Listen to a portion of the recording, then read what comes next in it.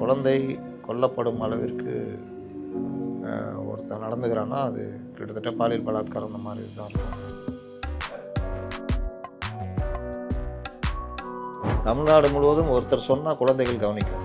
இந்த சம்பவத்தை பயன்படுத்தி அவர் ஒரு இன்ஸ்டாவில் ஒரு சின்ன காணொளி, குழந்தைகள் நீங்கள் எவ்வளோ விழிப்புணர்வாக இருக்கணும், உங்களுக்காக அங்கிள் நான் இருக்கிறேன், எனக்கு கீழே போலீஸ் துறை, உங்களிடம் யார் தவறாக நடந்தாலும் நீங்கள் உடனடியாக உங்கள் பெற்றோர்கிட்ட நீங்கள் சொல்லணும். இந்த மாதிரி நடக்கிறவர்கள்கிட்ட போகக்கூடாது. குட் டச் பேட் டச்சு பள்ளிகளில் இதில் சொல்லி தருவாங்க. ஆனால் இது அரசு வேலை சம்மந்தப்பட்டவர்களும் அரசு ஊழியர்கள், அமைச்சரும் சம்மந்தப்பட்டிருக்கு, அதாவது பொது ஊழியர். அப்போ இது 13B. 13Bனா இது ஊழல் தடுப்பு சட்டம், ப்ரிவென்ஷன் ஆஃப் கரப்ஷன் ஆக்ட்.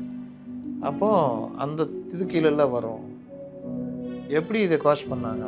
வழக்க போடுப்பா, நிலா யார்பா, பூதம், விளக்க தேய்ச்சிட்டாங்க, பூதம் வெளியே வரலாமா? ஏன்பா விளக்க தேய்ச்சாதான் நீங்கள் வெளியே வர்றான்னு தான் சட்டம் இல்லை, வாங்கப்பா. அவங்க சம்மன் கொடுக்குறாங்க. நேற்று கூட ஐஏஎஸ் ட்ரான்ஸ்ஃபர் அதில் சில அதிகாரிகள் அவர்கள் மேல் கடுமையான குற்றச்சாட்டு, வலுவான துறையில் மறுபடியும் போடுறாங்க. இதே மாதிரி தான் அதிமுக கவர்மெண்ட்டில் கெட்ட பேர் சம்பாரித்து கொடுத்த, கெட்ட பேர் வாங்கின உயர்ந்த அதிகாரி ஒருத்தர் இந்த கவர்மெண்ட் டிஎம் கவர்மெண்ட்டில் வலுவாக, ஐயா மோசமானவர், ஐயா ஒரு அப்படியா மோசமானவரா, நான் பார்த்துக்கிறேன், நீங்கள் போங்க, வலுவாக பார்த்துக்கிறாங்க, வலுவாக இருந்தார். இப்போ அவர் மறுபடியும். மைக்கேம் நேயர்களுக்கு அன்பான வணக்கம். கோவை சூலூரில் 10 வயது சிறுமி கடத்தி கொலை செய்யப்பட்ட சம்பவம் பரபரப்பாக போயிட்டுருக்கு, நாட்டையே உலுக்கிட்டு இருக்கு தமிழ்நாட்டை பொறுத்தவரை. இதை சார்ந்து புதுசாக ஆட்சிக்கு வந்திருக்க தாவேக்கா குற்றம் சாட்டிய வண்ணம் ஒரு பக்கம் இருந்தாலுமே குழந்தைகள் பாதுகாப்பு எந்த நிலைமையில் இருக்குன்றது ஒரு கேள்விக்குறியாகவே இப்போ வரையும் இருக்குது. இதை சார்ந்து இருக்கக்கூடிய சட்டத்திட்டங்கள் மற்றும் உளவியல் ரீதியான பிரச்சனைகள் சுற்றி தான் இன்றைக்கி நம்ம கருத்தை விவாதிக்க இருக்கோம். இது போகிறது மட்டும் இல்லாமல் தாவேக்காவில் இணைஞ்சது ஏன் அப்படின்னு திருமாவளவன் அவர்கள் ஒரு ப்ரெஸ் மீட் கொடுத்துருக்காங்க, டீட்டெயிலாக சொல்லியிருக்காரு. இதை சார்ந்து இருக்கக்கூடிய விஷயங்களை பற்றி தான் இன்றைக்கி விவாதிக்க இருக்கோம். வீடியோ ஸ்கிப் பண்ணாமல் லாஸ்ட் வரையும் பாருங்கள், பல விஷயங்கள் இந்த வீடியோக்குள்ளே இருக்குது. வாங்க வீடியோக்குள்ளே போகலாம். வணக்கம் சார். வணக்கம் சார். கோவை சூலூரில் 10 வயது சிறுமி கடத்தி கொலை செய்யப்பட்ட சம்பவம் பரபரப்பாக போயிட்டுருக்கு. இன்னுமே குழந்தைகளுக்கு ஆன பாதுகாப்புன்றது ஒரு கேள்விக்குறியாகவே இருக்குது. அது என்ன தான் அரசு மாறினாலுமே அது தொடர்ந்து கண்டினியூ ஆகிட்டே தான் இருக்குது. குழந்தைகளுக்கான பாதுகாப்பு எந்த அளவில் இருக்குது சார்? அதாவது கோவை சூலூரில் ஒரு 10 வயது குழந்தை மற்ற சிறுமிகளோடு விளையாடிட்டு இருக்கும்போது திடீர்னு காணோம். உடனே பேரண்ட்ஸுக்கு கொஞ்ச நேரம் பொறுத்து தான் வெளியே விளையாடிட்டு இருப்பாங்க நினச்சிட்டு இருப்பாங்க, பசங்கள்லாம் விளையாடிட்டு தான் இருக்குது, நம்ம குழந்தை விளையாடிட்டு இருக்குது. அப்புறம் வீட்டுக்கும் வரல, வந்து பார்த்தாலும் காணோம். அந்த குழந்தைகளை கேட்டால் கார்த்திகை அங்கிள் கூட போனாங்க, கூட்டு போனாருன்னு. அதுக்கப்புறம் இவங்க கொஞ்சம் பதட்டம் தணிஞ்சு பக்கத்து வீட்டு வாலிபர் கார்த்திக்ன்றவர், அவர்கிட்ட கொஞ்ச நேரம் பொறுத்து வராரு. அவர்கிட்ட கேட்டால் வரலையா, நான் சும்மா இங்கே பக்கத்தில் தான் இது பண்ணேன், ஏதோ சாக்லேட் வாங்கணுமான்னு ஏதோ காரணம் சொல்லிக்கிறாரு. வரலையான்ட்டு அவரும் பதட்டமாகி எல்லோரும் போய் தேடுறாங்க, தேடியும் கிடைக்கல. அப்புறம் போலீஸ் ஸ்டேஷன் போகிறாங்க, பிரச்சனை பெருசாகுது. போலீஸ் விசாரணை பண்ணுது. விசாரணை பண்ணிவிட்டு அங்கே இருக்கிற சிசிடிவி காட்சி எடுத்து சோதனை பண்ணுறாங்க. அந்த கார்த்திகிட்டையும் விசாரிக்கிறாங்க. அவர் அப்புறம் சொல்கிறாரு, இப்போ சார் இப்போ அப்புறம் நான் அமுச்சு வச்சிட்டேன், நான் வேறு வேலையாக போயிட்டேன், இப்போ தான் சொல்கிறாங்க, நானும் தான் சரி தேடிக்கிட்டு இருக்கிறேன் சார்ன்றதில். சரின்ட்டு போலீஸார் அப்படியே விசாரிச்சுட்டு அந்த சிசிடிவி ஃபுட்டேஜ் பார்க்குறாங்க. அப்போ அந்த பொண்ணு விளையாடிக்கிட்டு இருக்கிற பொண்ணு அந்த கார்த்திக் கூட போகுது. போன பொண்ணு இவர் கூட்டு போகிறதெல்லாம் தெரியுது. ஆனால் திரும்பி வரும்போது இவர் மட்டும் தனியாக வராரு. அதுக்கப்புறம் கார்த்திகை கவனிக்கிற விதத்தில் கவனித்த உடனே உண்மையை சொல்கிறாப்புல, இந்த மாதிரி நான் கூட்டு போய் பாலியல் பலாத்காரம் பண்ணேன் அப்படின்ற மாதிரி. அது இன்னும் சரியாக நிரூபணமாக இது போஸ்ட்மார்ட்டம் ரிப்போர்ட்லாம் வந்தால் தான் தெரியும். அப்படி ஒரு சந்தேகம் இருக்குது. ஒரு இடத்துல அப்புறம் கூட்டு போய் காமிக்கிறாரு, அங்கே அந்த குழந்தை கிடக்குது, அது உயிரோடு இருந்துன்றாங்க. மறுபடியும் கொண்டு வந்து மருத்துவமனைக்கு வரும்போது அது இறந்து போயிடுச்சு. அது இவன் ஒரு வேளை முன்னாடியே சொல்லியிருந்தா கூட அது பொழைச்சிட்ருக்கோன்னு நினைக்கிறேன். அப்போ ஒரு குழந்தை கொல்லப்படும் அளவிற்கு ஒருத்தன் நடந்துக்கிறான்னா அது கிட்டத்தட்ட பாலியல் பலாத்காரம் அந்த மாதிரி தான் இருக்கும்.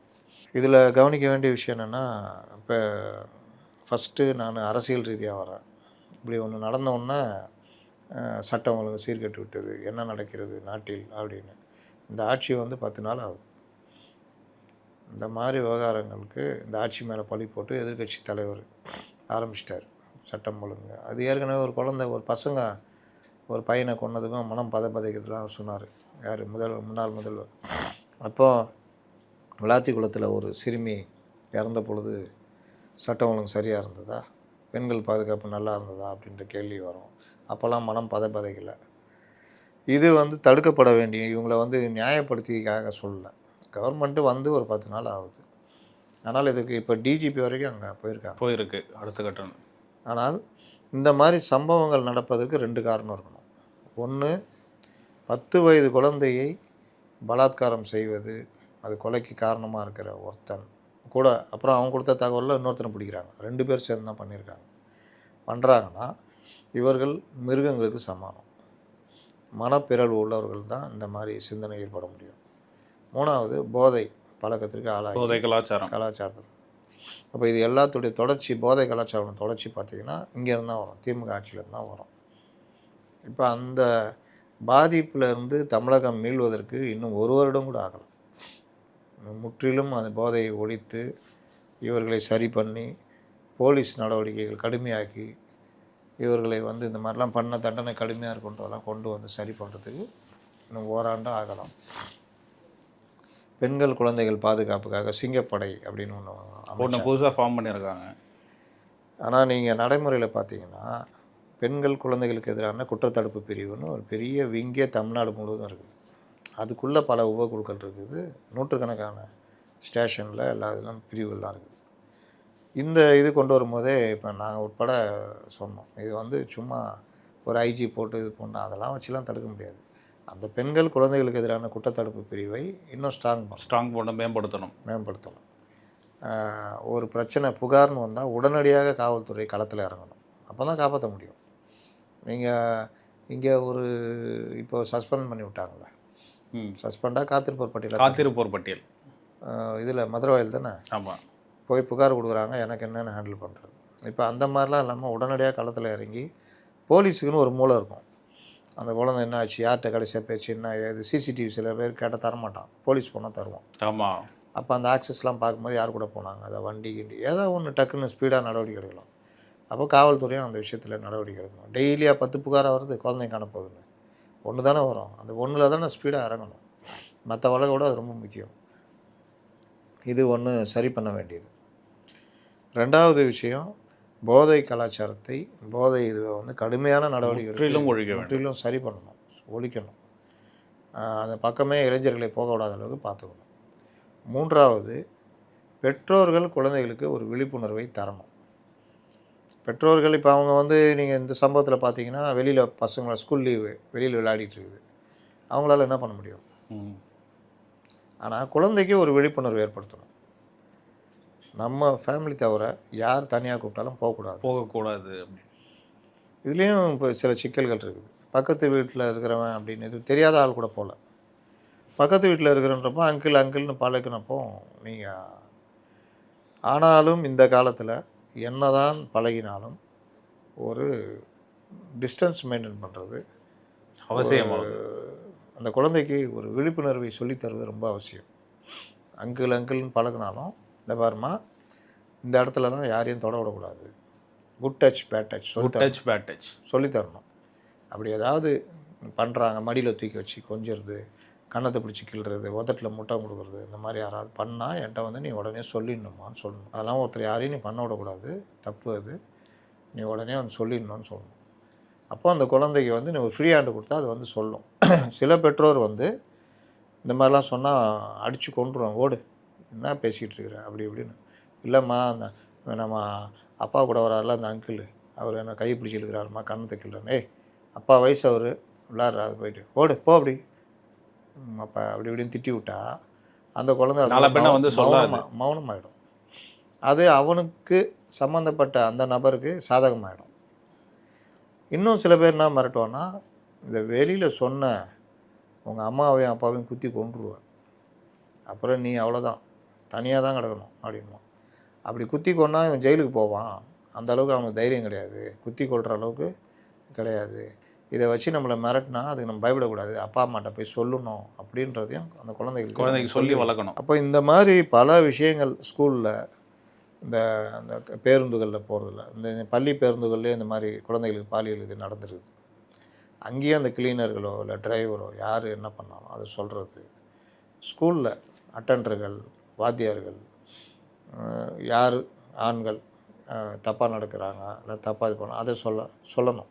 வந்தோடனே கேட்கணும், நீங்கள் ஸ்கூலில் என்ன நடந்தது அதனால் சொல்லும். அது இந்த வேறு யாராவது சீனியர் பாய்ஸ் எதாவது பண்ணுறாங்களா அதெல்லாம் உடனே நடவடிக்கை எடுக்கணும். அதே மாதிரி வீட்டுக்கு வர்ற அப்பாவுடைய நண்பர்கள், குடும்ப நண்பர்கள், குடும்பம் இன்றைக்கி ஒரு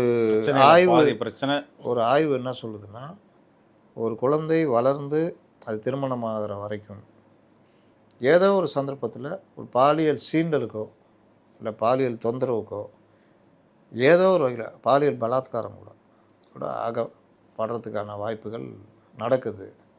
இதில் 60% மேல் உறவினர்கள், குடும்பம் சார்ந்தவர்களால் நடக்கிறது. நம்ம நினச்சிக்கிட்டு இருப்போம் ஒன்றும் கிடையாது, நம்ம இவர் தானே அப்படி இப்படின்னு. அதெல்லாம் கிடையாது. இந்த காலத்தில் ரொம்ப சொல்கிறதுக்கே ரொம்ப நம்மளுக்கு தயக்கமாக இருக்குன்னா, தந்தை மகள்கிட்ட கூட சில நேரங்களில் சில மிருகங்கள் பண்ணுறதெல்லாம் நம்ம கேள்விப்படுறோம். அப்போ உண்மையிலேயே ஒரு பெரிய உறவுன்றது தந்தை மகள் உறவு தான். அந்த இடத்துலையே சில பேர் தவறுறான்னா நீங்கள் பார்த்துக்குங்க எந்த அளவுக்கு நம்ம ஜாக்கிரதையாக இருக்கணுன்றது. இது சொல்கிறது பயமுறுத்துகிற விஷயம் இல்லை.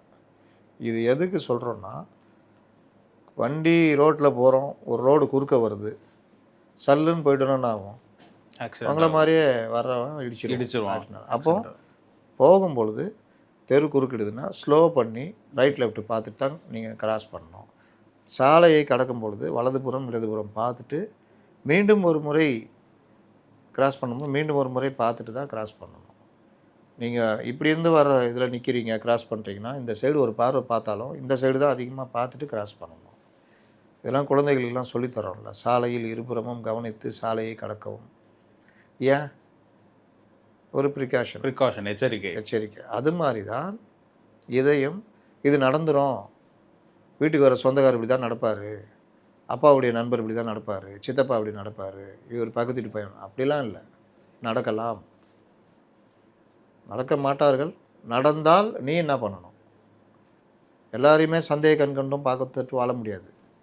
எல்லா ஆண்கள்ட்டையும் பழகாத, இது பண்ணுவான் அப்படியே யாரையும் வளர்க்க முடியாது. அப்புறம் அந்த பெண்கள், அந்த குழந்தை அப்படியே முடங்கி போயிடும். ஆம்பளைங்களை கண்ணை பார்த்து பேசாது. முதல்ல தைரியத்தை சொல்லித்தரணும். இப்படி தொட்டானா கொன்றுவேன், அந்த வேலைலாம் வச்சுக்கிட்டுனான்னு மிரட்டணும். அப்படின்ற அளவுலாம் தனியாக கூப்பிட்டானா எது கூப்பிட்றேன்னு கேட்கணும், என்ன விஷயம் சொல்லு அப்படின்ற மாதிரிலாம் சொல்லி வளர்க்கணும். தைரியத்தை ஊட்டணும், விழிப்புணர்வை ஊட்டணும். விழிப்புணர்வு இருந்தால் தைரியம் வந்துடும். சட்டம் இப்படி இருக்குது, உன்ட்ட யாராவது இந்த மாதிரி சொல்கிறாங்க, அப்பா அம்மாவை கொன்றுவோம் அப்படி இப்படின்றாங்க, எதுவும் பயப்படாத, சொல்லு, அவனுக்கு பிடிச்சி உள்ளே போட்டுடலாம். அதே மாதிரி இந்த போக்சோ சட்டம் இருக்குது, ஒன்றை தப்பாக யாராவது பண்ணால் அவனை பிடிச்சி போலீஸில் ஜெயிலில் போடலாம், அந்தளவுக்கு சட்டம் இருக்குது, அதனால் பயப்படாதுன்னு குழந்தைங்களுக்கு சொல்லித்தரணும். இந்த மாதிரி எல்லாம் நீங்கள் நடந்துக்கணும். இன்றைக்கி ஒரு டிவியில் பார்த்தேன், ஒரு போலீஸ் அதிகாரி பேட்டி கொடுக்குற, முன்னாள் அதிகாரி, நீங்கள் உங்கள் குழந்தைய பத்திரமா பார்த்துக்கணும், பொத்தி அதை பார்த்து வளர்க்கணும், பார்த்துக்கணுன்ற மாதிரி சொல்கிறாரு. அவருக்கு என்ன சொல்ல வரணும்னு சொல்ல தெரில. நம்ம குழந்தைய பார்த்துக்கணுன்னா அப்போ எதிராளிக்கு நம்ம அந்த குழந்தைய பொத்தி வச்சு பயமுறுத்தியும் வளர்க்க முடியாது. உலகை எதிர்கொள்கிற தைரியத்தை அவங்க சொல்லித்தரணும். விழிப்புணர்வு ஏற்படுத்தணும். குட் டச் பேட் டச் சொல்லித்தரணும். கொஞ்சம் அத்துமீறானா ஒரு 2 அறை விடுறது கூட சொல்லித்தரணும். பொது வெளியில் பக்கத்தில் இருக்கவங்கள்ட்ட சொல்லணும், இவன் என்கிட்ட தப்பாக நடக்க முயற்சி பண்ணுறான் அப்படின்னு. பக்கத்தில் இருக்கவங்கள்ட்ட உதவி கேட்கணும். இல்லை டக்குன்னு ஒரு பக்கத்தில் போலீஸ் வந்தால் சொல்லணும். இதெல்லாம் சொல்லித்தரணும். இதுதான் அந்த குழந்தைகளை தைரியமாக வளர்க்குறது. அதே மாதிரி அக்கம் பக்கத்தில் இருக்கிறவர்கள் பற்றிய புரிதல் நமக்கு இருக்கணும். நீ வான்னு நினச்சா போ, அவர் கூட போன்ற, இல்லைம்மா வேணாம்மா நீ போ, அவர் கூட போ அப்படின்றது. அதுங்களுக்கு ஓரளவுக்கு தெரியும். நீ ரொம்ப பேரண்ட்ஸ் இது பண்ணோன்னா அவங்க அதை அட்வான்டேஜாக எடுத்துக்கணும். சொன்னால் ஒன்று அவ்வளோதான் அப்படின்றது. இங்கே தான் சொன்னால் தான் கேட்க மாட்டாங்களே, அம்மா அந்த அங்கிள் கூட போக மாட்டேம்மா நீ அப்படின்னா, ஏய் சொல்கிறேன், யார் கொண்டு போய் விடுவா, அந்த அங்கிள் தான் கூப்பிட்டு போவார் போ அப்படின்றது. அப்போ இந்த மாதிரி விஷயங்கள் டீச்சர் சார் இதுவார். இந்த இதுவும் சில இதில் நடக்கும், மிரட்டுவாங்க. அந்த ஒரு படத்தில் கூட காமிப்பாங்க, பசங்க படத்தில் இன்டர்னல் மார்க்கில் கை வைக்கிறான் அதுன்னு. எல்லா வாதியாலும் நம்ம சொல்ல முடியாது, அங்கேயும் மிருகங்கள் இருக்குது. ஏன்னா எல்லா இடத்துலையுமே உங்களுக்கு ஆசிரியர்கள் தெய்வத்துக்கு சமணம்னுவாங்க, தந்தையை போல் பல இடங்களில் நடந்துக்கிறாங்க ஆசிரியர்கள். சில மிருகங்கள் அந்த மாதிரி எல்லா இதுலேயும் இருக்குது. அதை சொல்கிறேன். அதிகமான நேரம் அந்த பெண் குழந்தைகள் பள்ளியில் செலுத்தும் பொழுது அதுக்கேற்ற பிரின்ஸிபலும் மற்றவர்களும் கண்காணிப்பு, ஆசிரியர்களையும் கண்காணிக்கிற வேலை பண்ணணும். இது எல்லாமே முக்கியம். எல்லாத்துக்கும் மேலே நான் ஒன்று சொல்ல வர்றது, உங்களுடைய ஆசையை தீர்த்துக்க பல வழிகள் இருக்குது. இது போன்ற வேலைகளில் ஈடுபடாதீர்கள். இயற்கை பல வகைகளை உங்களுக்கு கொடுத்துருக்கு. இந்த மாதிரி இழிவு செயல்களில் ஈடுபடாதீங்க. இன்றைக்கி அந்த குடும்பம் ஒரு 10 வயது குழந்தையை இழந்திருக்குது. அது எவ்வளோ பெரிய துன்பம். அவங்க என்ன இப்போ யோசிப்பாங்க, ஸ்கூல் லீவ் விடாமல் இருந்திருந்தா இவன் தப்பிச்சிருக்கோம்ல. இவன் இன்றைக்கி இந்த எண்ணம் வந்திருக்காது. இவன் பல மாதங்களாக இல்லை பல ஆண்டுகளாக கூட அவன் யோசித்து அன்னைக்கு அந்த சந்தர்ப்பம் கிடைக்கும் போது அவன் நிறைவேற்றிருக்கான். இதுதான் நடந்திருக்குது. அதனால் இது ஒரு பெரிய பிரச்சனையாக மாறி இப்போ டிஜிபி உட்பட அங்கே போயிருக்காங்க. அரசு கொஞ்சம் வேகமாக இருக்குதுன்றாங்க, புதிதாக வந்தவர்கள் வேகமாக இருப்பார்கள் அப்படின்னு சிலர் சொல்லலாம். இந்த வேகம் எப்பொழுதும் குறையாமல் இதற்கான இது பண்ணணும். இன்னொன்று, உளவியல் நிபுணர் ஒருத்தவங்க பேட்டி கொடுத்தாங்க. அவங்க சொன்ன ஒரு வார்த்தை, நல்ல வார்த்தை. குழந்தைகளுக்கான விழிப்புணர்வை நீங்கள் என்ன தான் இது பண்ணாலும், நீங்கள் இன்ஸ்டாவில், ட்விட்டரில், இதில் என்ன போட்டாலும் அதுங்க கவனிக்கிறது கம்மியாக இருக்கும். ஆனால் ஒருத்தர் சொன்னால் கவனிப்பாங்க. யார்? அம்மாவா? தமிழ்நாடு முழுவதும் ஒருத்தர் சொன்னால் குழந்தைகள் கவனிக்கும். யார்? முதலமைச்சரா? அதில் உங்களுக்கு ஏதாவது சந்தேகம் இருக்கா? இல்லை. அப்புறம் முதலமைச்சரா அப்படின்றீங்க? முதலமைச்சர். இன்றைக்கி அவர் சொன்னால் கேட்பாங்க. இந்த இந்த சம்பவத்தை பயன்படுத்தி அவர் ஒரு இன்ஸ்டாவில் ஒரு சின்ன காணொளி, குழந்தைகள் நீங்கள் எவ்வளோ விழிப்புணர்வாக இருக்கணும், உங்களுக்காக அங்கிள் நான் இருக்கிறேன், எனக்கு கீழே போலீஸ் துறை இருக்குது, உங்களிடம் யார் தவறாக நடந்தாலும் நீங்கள் உடனடியாக உங்கள் பெற்றோர்கிட்ட நீங்கள் சொல்லணும், இந்த மாதிரி நடக்கிறவர்கள்ட்ட போகக்கூடாது, குட் டச் பேட் டச்சு பள்ளிகளில் இதில் சொல்லி தருவாங்க, அதெல்லாம் நீங்கள் புரிஞ்சிக்கணும், நீங்கள் படிப்புலேயே இதுலேயுமே தைரியமாக இருக்கணும், வீரமாக இருக்கணும், தப்பு செய்கிற யாராக இருந்தாலும் உடனடியாக பக்கத்தில் இருக்கவங்கள்ட்ட அவனை பற்றி நீங்கள் கம்ப்ளைண்ட் பண்ணணும், இல்லை எதிர்த்து துணிஞ்சு போராடணும், அந்த தைரியத்தை நீங்கள் வளர்த்துக்கணும் அப்படின்னு அவர் சொன்னார்னா அது பெரிய அளவில் இந்த குழந்தைகளுக்கு ஒரு 8 வயசு 10 வயசு குழந்தைகளுக்கு குட்டீஸ்கிட்ட போய் சேரும், எல்லாத்தையும் போய் சேரும். ஏன்னா விழிப்புணர்வுன்றது ஏதோ ஒரு வகையில் போகணும். அப்போ யார் சொல்கிறத காது கொடுத்து கேட்குறாங்களோ அதுக்கு போகும். அதனால் அவர் அந்த ஒர்க்கையும் பண்ணிட்டாருன்னா கொஞ்சம் நல்லாயிருக்கும். இது நான் வச்ச கோரிக்கையில் ஒரு உளவியல் நிபுணர் உண்மையிலே சொன்னாங்க. இன்றைக்கி அவர் சொன்னார்னா பார்ப்பாங்க, கேட்பாங்க. ஏன் அவரே அதை ஒரு விழிப்புணர்வாக கொண்டு போகக்கூடாது அப்படின்னு. இந்த கோலா விளம்பரம், அந்த கம்பெனிகள் சில விளம்பரத்தை அம்பாசிடர்னு சில பேரை பயன்படுத்துவாங்க. அவங்க சொன்னால் கொஞ்சம் ரீச் ஜாஸ்தி இருக்கும். அந்த மாதிரி தமிழ்நாட்டுடைய அம்பாசிடர் அவர் தானே. ஆமாம், பார்ப்போம். இந்த போக்சோ சட்டத்தின் கீழே கைது பண்ணும்போது கைது நடவடிக்கைகள் மற்றும் அடுத்த ப்ராசஸ்லாம் ஸ்பீடப்பாக இருக்கா, இல்லை அதோடைய நடவடிக்கை இதில் சட்ட ரீதியாக நான் சொன்னேன்ல, விரைந்து நடவடிக்கை. இன்றைக்கி ஃபாஸ்ட் ட்ராக் கோர்ட்டில் எல்லாமே வந்துடுச்சு. உடனடியாக முதல்வர் விஜய் கீழே தான் துறை வருது. காவல்துறை உடனடியாக இது போன்ற விவகாரங்களில் வேகமாக இறங்கி தடயங்களை சேகரித்து உரிய முறையில் அதை ஆவணப்படுத்தி மெடிக்கல் டெஸ்ட்டு எல்லா இதிலும் பண்ணி சம்மந்தப்பட்டவர்களை பக்கா சார்ஜ் ஷீட் ரெடி பண்ணி இந்த ஓட்டை இல்லாத அளவுக்கு பண்ணி அவர்களை சட்டத்தை முன்னிறுத்தி தண்டனை வாங்கி தரணும். தண்டனை இன்னும் கடுமையாக நீங்கள் எனக்கு தெரிஞ்சு மிக கொடூரமாக ஒருத்தன் குழந்தைய போரூரில் ஒரு நபர் அசல பார்த்தீங்கன்னா வெளியில் வந்துட்டான். அதற்கு பிறகு அவர் தாயார் கொல்லப்பட்டார். அந்த வழக்கிலையும் கைதாகி அதுலேயும் வெளியே வந்துட்டாங்க. அதில் மோசமாக செயல்பட்ட ஆய்வாளர் எனக்கு என்னென்னு குண்டாஸ் போட்டு ஒன்றும் இல்லாமல் ஆக்கி, அதில் 2-3 வகை இருக்குது. உங்கள் மேலே நடவடிக்கை எடுக்கணும்னு பண்ணுறது ஒன்று, நடவடிக்கையும் எடுப்பேன், லூப் போலும் கொடுப்பேன், உங்களுக்கு சாதகமாக போயிடுறது. இது மாதிரி இல்லாமல் பண்ணணும். அண்ணா நகர் சிறுமி வழக்கு புதிய ஆட்சி வந்திருக்கு, தயவுசெய்து அந்த விஷயத்தெல்லாம் கையில் எடுங்க. அந்த வழக்கில் அந்த இன்ஸ்பெக்டர் எந்த அளவுக்கு மோசமாக அந்த விக்டிமை நடத்துனாங்கன்றது ஊருக்கே தெரியும். அப்போ அதில் தான் கோர்ட்டே கண்டித்து அவங்க மேலே நடவடிக்கைகளுக்கு சொல்லி கைதும் பண்ணப்பட்டாங்க. போக்சோ வழக்குன்றது ரொம்ப முக்கியமானது. அதில் நீங்கள் லேட் பண்ணாலோ, பஞ்சாயத்து பண்ணாலோ, இல்லை உங்களுக்கு ஒரு நோக்கம் இருந்தாலோ நீங்களும் கைது செய்யப்படுவீர்கள். இது வந்து பெற்றோர்லேருந்து எல்லாருக்கும் அந்த விழிப்புணர்வை கொண்டு வரணும். அதே மாதிரி இந்த யார் அந்த சார், அதனால் ஏடிஎம் ஆட்சிக்கு வந்தால் தான் கண்டுபிடிக்கணுமா? நீங்களும் கண்டுபிடிக்கணும். நீங்கள் தான் போராட்டம். இந்த கட்சி ஆட்சிக்கு வந்து இந்த கட்சி தொடங்கப்பட்டு முதல் போராட்டம் பெண்கள் எல்லாரும் கலந்துக்கிட்டது, கைது செய்யப்பட்டது, அணியாக கைது செய்யப்பட்டது யார் அந்த சார்? அண்ணா யூனிவர்சிட்டி பால். அந்த போராட்டத்தில் என்ன நடந்தது? அந்த எஃப்ஐஆரை யார் வெளியிட்டாங்க? ஏன் பத்திரிகையாளர்களை குறி வைத்து பண்ணாங்க? எஃப்ஐஆர் வெளியிட்டது ஏன்? அவர் வெளியிட்டவர் யார்? அங்கே ஏன் போல விசாரணை? ஆனால் பத்திரிகையாளர்கள் துன்புறுத்தப்பட்டார்கள். அவங்க செல்ஃபோனை பிடுங்கிறது அது இதுன்னு கோர்ட்டுக்கு போய் தான் நிவாரணம் கிடைச்சது. இந்த மாதிரி விவகாரங்களை கொஞ்சம் கையில் எடுத்திங்கன்னா நல்லாயிருக்கும். இன்னும் பல விவகாரங்கள் அரசுக்கு எதிராக போய்கிட்டு இருக்குது. எல்லா இடத்துலையும் மின்வெட்டு வந்துருச்சு அப்படின்றாங்க. மின்வெட்டு தானாக வருகிறதா, வர வைக்கப்படுகிறதா? அது ஒரு கேள்விக்குறியாக இருக்குது. அதை ஆய்வுக்கு உட்படுத்தி என்ன உண்மை அப்படின்றத சம்மந்தப்பட்ட ஊழியர் வேறு ஏதாவது மிச்ச சொச்சத்துக்காக அவர் விசுவாசம் காட்டுறாருன்னா அவர் மேலே கடுமையான நடவடிக்கை எடுக்கணும். ஏன்னா மக்களுக்கு வந்து கோபம் எப்போ வரும்னா, கடுமையான காலங்க இது. அனல் தகிக்குது. இன்றைக்கி தான் கொஞ்சம் சென்னை குளிர்ந்துருக்கு, நான் தெரியல, மழை பெய்யும். மற்றபடி நேற்றுலாம் பார்த்தீங்கன்னா இந்த பிரியாணி தேக்ஸா, இந்த பிரியாணி செய்யும் போது பக்கத்தில் போடணுன்னா எப்படி இருக்கும்? அனல் அடிக்கும். சமையலறைனா இந்த மாதிரி சமையல் இப்போ செய்கிற இடம் நிற்கும் போது எப்படி இருக்குமோ அப்படி இருந்தது. அந்த மாதிரினா இரவு நேரங்களில் ஓரளவு ஃபேனுங்கன்னு போட்டால் கூட தூங்க முடியாத அளவுக்கு தரையில் படுத்தா அந்த வெப்பம் உடம்புல அந்த ஏறி அந்த வேர்வையோடு கலந்து அந்த அளவுக்கு ஒரு பெரிய துன்பமாக இருந்தது தரையில் படுக்கிறதெல்லாம். அப்போ இந்த மாதிரி நேரத்தில் கரண்ட்டை கட் பண்ணிங்கன்னா ஜனங்களுக்கு கோபம் எப்படி வரும்? அப்போது இது கேட்கறதுக்கு அலட்சியமான பதில் சொன்னால். அதனால் இன்றைக்கி மின்துறை அமைச்சர் நிர்மல்குமார் அவர்கள் ஆய்வுலாம் நடத்தியிருக்காரு. டிரான்ஸ்ஃபார்மர் பழுதுன்றாங்க, சில இடத்துல வந்து ஃபெயிலியர் ஆகிடுச்சு, பள்ளம் தோண்டியிருக்காங்க. எல்லாத்துக்கும் அந்த ஏஇ ஜேஇ இவங்களாம் என்ன பண்ணுறாங்க?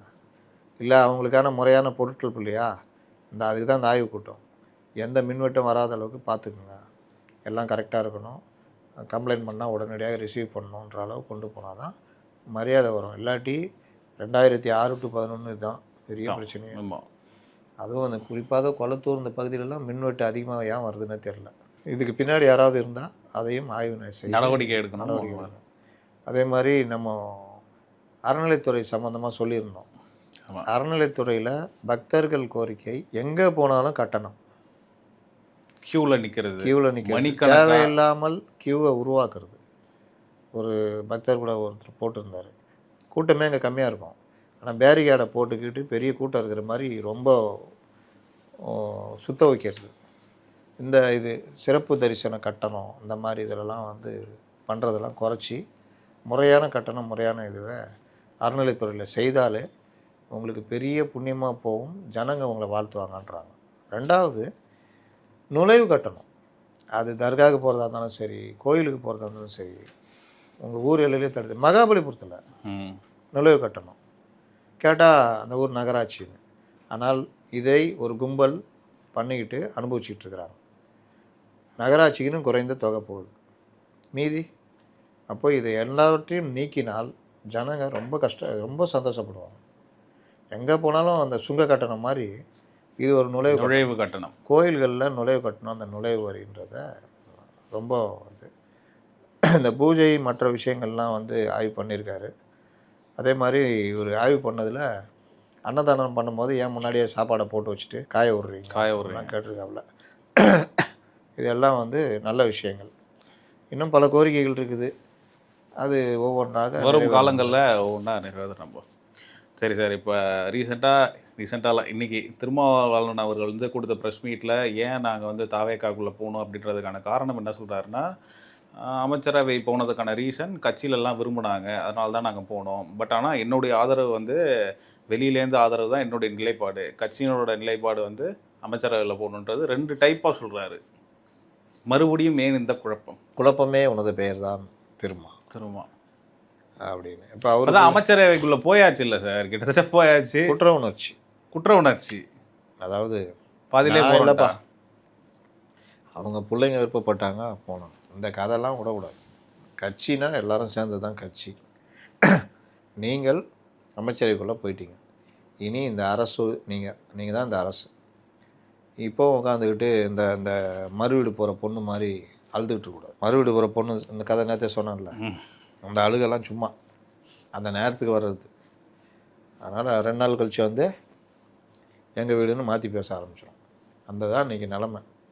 நீங்கள் மறு வீடு போன பொண்ணு போயிட்டீங்க, இனிமேல் உங்கள் வீடு அதுதான், நாளைக்கு இப்படி தான் பேசுவீங்க. அதனால் தனிமைப்படுத்தப்பட்டது திமுக. இப்போ வந்துட்டு இவர் இந்த சூட்டுக்கு தன்னை நியாயப்படுத்திக்கிறாராம். அவங்கள்ட்ட யார் கேட்டா அந்த நியாயத்தை? நீங்கள் பேசுனது எல்லாம் திமுகவும் இது சீமானும் விஜயும் ஆர்எஸ்எஸ் பெற்றெடுத்த பிள்ளைகள் அப்படின்னு இவர் கண்டுபிடிச்சிட்டாராம். இதை திமுகவும் திகாவும் கையில் எடுக்காமல் விட்டாலும் நாங்கள் விட மாட்டோம், குறிப்பாக இந்த திருமாவளவன் விட மாட்டான். இப்படி தான் அவர் பேசியிருக்கார். அதனால் உலகம் உருண்டை. நேற்று கேட்டது கரெக்டு தானே சார் அந்த கேள்வி? எது? ஒருவேளை தாவேக்கா அமைச்சரவைக்குள்ளே வந்துட்டாங்க விசிகே, பட் இருந்தாலும் கூட்டணியை பற்றி அவர் என்ன பதில் சொல்லுவார் அப்படின்னு கேட்டேன். அதெல்லாம் இல்லை, தாவேக்காவில் தான் விசிகே அப்படின்னு சொன்னீங்க. ஆனால் இன்றைக்கி அவர் வந்து டைரெக்டாக அதை சொல்லியே கூட்டணியில் இல்லைண்ணா, கூட்டணியில் இல்லைன்னு சொல்லலை, தாவேக்காக்குள்ளே வந்துட்டோம், இங்கேருந்து வெளியிலேருந்து திமுகலேருந்து வெளில வந்துட்டோம் அப்படின்றத அவர் டைரெக்டாக சொல்லலையே. இது என்ன புதுசாக சொல்லணும்? இந்த அமைச்சரவையில் வந்துட்டீங்க, அப்புறம் எப்படி அங்கே இருக்க முடியும்? அது இருக்க முடியுன்றது ஓகே சார், அது அவர் வாயிலேருந்து வரலையன்றது தான் கேள்வி. நான் திரும்ப கேட்குறேங்க, அமைச்சரவைக்குள்ளே வந்துட்டீங்க, நீங்கள் எப்படி இயல்பாகவே வெளியே வந்துட்டீங்க முதல்ல, இப்போ அமைச்சரவைக்குள்ளேயும் போயிட்டீங்க, இனிமேல் எப்படி?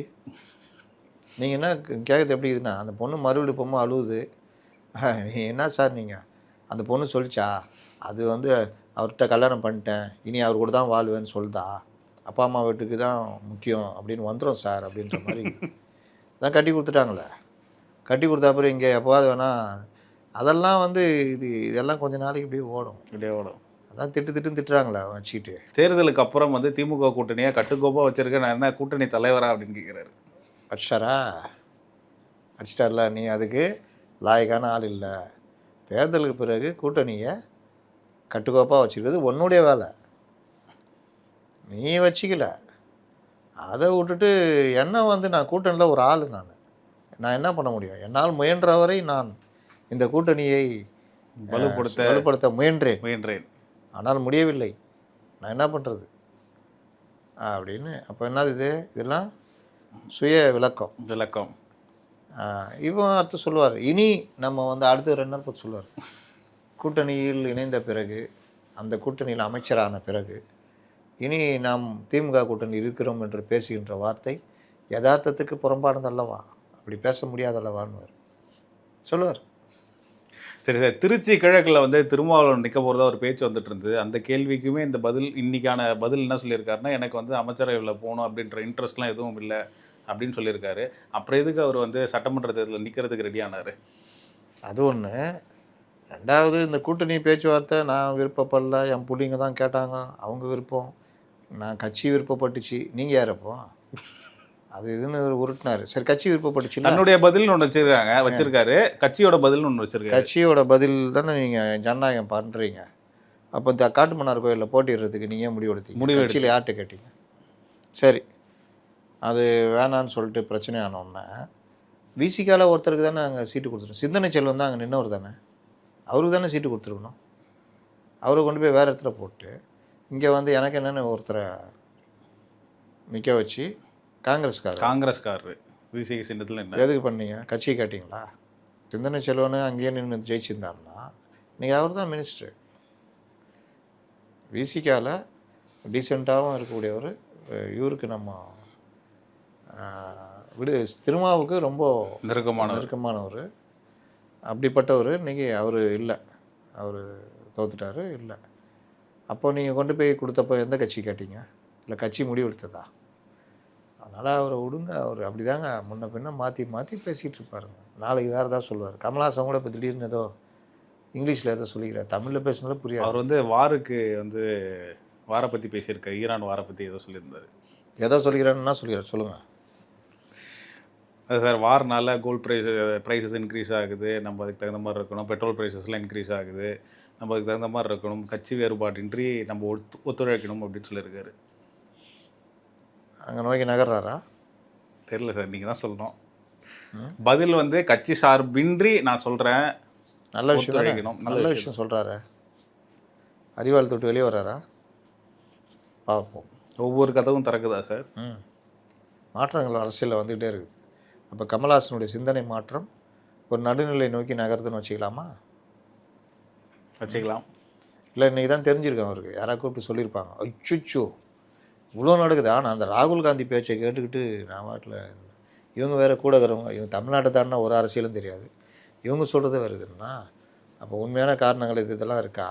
சரி சார், போக்குவரத்து துறையில் ஊழல் பண்ணார் அப்படின்றதுக்காக செந்தில் பாலாஜி அவர்கள் மேலே வழக்கு தொடுக்கிறதுக்காக இடி வந்து தமிழக அரசிட்ட பர்மிஷன் கேட்டிருக்காங்க. அதற்கு அமைச்சரும் வந்து விரிவாக நடவடிக்கை எடுக்கப்படும் சொல்லியிருக்காரு. அந்த வழக்கை பற்றி விரிவாக கொஞ்சம் சொல்லுங்களேன். இந்த போக்குவரத்தில் ஜாப் ராக்கெட் விவகாரத்தில் செந்தில் பாலாஜி வேலைக்கு ஆள் எடுக்கும்போது பணம் அரசு வேலை வாங்கி தரேன்னு சொல்லி பணம் வசூல் பண்ணி அந்த இது வந்து நம்ம பல தடவை பேசியிருக்கோம். அந்த வழக்கு அதிமுக ஆட்சி நடந்தது. அந்த வழக்கு அதில் வந்து வழக்கு போட்ட பொழுது இவர் அந்த வழக்கை அதன் மீது அமலாக்கத்துறை, அதை ப்ரெடிகேட் அஃபென்ஸ் சொல்லுவோம்ல, அந்த வழக்கு மூல வழக்காக வச்சு அமலாக்கத்துறை உள்ளே வந்து சம்மன் கொடுத்து இவரை விசாரிக்கிறதுக்கு ட்ரை பண்ணாங்க. இதெல்லாம் நான் சொல்கிற காலகட்டம்லாம் 17 அந்த மாதிரி காலகட்டங்கள். அப்போ இவர் என்ன பண்ணுறாரு, ஹைகோர்ட்டில் அப்பீல் பண்ணி இந்த வழக்கு வாங்கின பணத்தை நாங்கள் திருப்பி கொடுத்துட்டோம் அப்படின்னு கொஞ்சம் பேரை கூண்டில் ஏற்றி காமிச்சு, அதனால் இந்த வழக்கை குவாஷ் பண்ணணும். அப்போ வாங்கினது குற்றம் இல்லையா? ஐயா திருடின பொருளை இந்த பொருளை எடுத்தாங்க ஐயா, தப்புன்னு தெரிஞ்சோன்னா திருப்பி அவங்கள்ட்டே திருப்பி கொடுத்துட்டுனா திருட்டு தானே? அது திருட்டுக்கு தண்டனை உண்டா இல்லையா? உண்டு. ஆனால் கோர்ட்டு என்ன பண்ணுச்சு, அப்படியா திருப்பி கொடுத்துட்டிங்களா, சரி வழக்கு முடித்து வைக்கப்பட்டதுன்னு சொல்லி ஹைகோர்ட்டு. வழக்கே இல்லைன்னா ஈடி என்ன பண்ணும்? விளக்க தைச்சா தானே பூதம் வரும். வரும். வழக்க போட்டால் தானே ஈடி வரும். ஆமாம். வழக்கு இல்லைன்னா முடிஞ்சிடும். அவ்வளோதான், முடிஞ்சிச்சு, கத்தம். என்ன பண்ணுறது யோசிக்குது ஈடி, ஒன்றும் பண்ண முடியாது. அந்த நேரத்தில் அங்கே நம்பிராஜன் நினைக்கிறேன் அவர் பேர், அவர் சுப்ரீம் கோர்ட்டில் வழக்கு போடுறாரு. நான் வந்து மெரிட்டில் பாஸ் பண்ணேன், 75 மார்க், அவர் 5 தூக்கி விட்டாங்க, 7 மார்க்கு. இந்த மாதிரி பண்ணாங்க. அது வந்து முறையாக விசாரிக்கலை. உயர்நீதிமன்றமும் வழக்கை ரத்து பண்ணிடுச்சு, மறு விசாரணை பண்ணோம். நீதிபதிகள் எடுக்கிறாங்க. எடுத்து நம்ம தமிழ்நாட்டை சேர்ந்த நீதிபதி தான் அங்கே அந்த பெஞ்சில் இருக்கார்.